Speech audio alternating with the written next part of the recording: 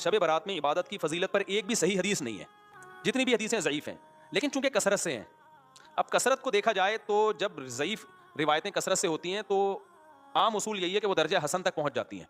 तो जब दर्जा हसन तक पहुंची भी हैं तो इसलिए जुमहूर उलमा इसी के कायल हैं कि इस रात इबादत की फजीलत है। और दीगर उलमा, कुछ उलमा ऐसे हैं वो कहते हैं कि ज़ईफ़ रिवायतें कसरत से तो हैं लेकिन उनके मजमून आपस में बिल्कुल भी मैच नहीं करते। यानी होता ना, 4 रिवायतें होती, चारों ज़ईफ़ होती, फजीलत एक जैसी बयान हो रही होती, तो हम कहते हैं चलो ज़ईफ़ हैं लेकिन 4 ज़ईफ़ रावी जब बयान कर रहे हैं तो उसमें जान पैदा हो जाती है, फजीलत एक जैसी है, तो वो तो वाकई फिर हसन होती।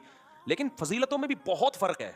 यानी एक रावी बिल्कुल कुछ और बयान कर रहा है, दूसरा बिल्कुल डिफरेंट बयान कर रहा है, तो इसलिए बाज़ उलमा ने तो बिल्कुल ही फजीलत का इनकार कर दिया कि कुछ भी नहीं है। लेकिन जुमहूर उलमा, क्योंकि वो रिवायात कसरत से हैं और वो जुमहूर में भी बड़े बड़े उलमा हैं, तो इसलिए बिल्कुल इसको बिदअत करार देना इस रात की इबादत को, ये भी कोई इल्मी शख्सियत ये दावा नहीं कर सकती जिसने तमाम रिवायतों का मुताला किया हो, इसलिए इसको बिल्कुल बिदअत कहना भी ठीक नहीं है।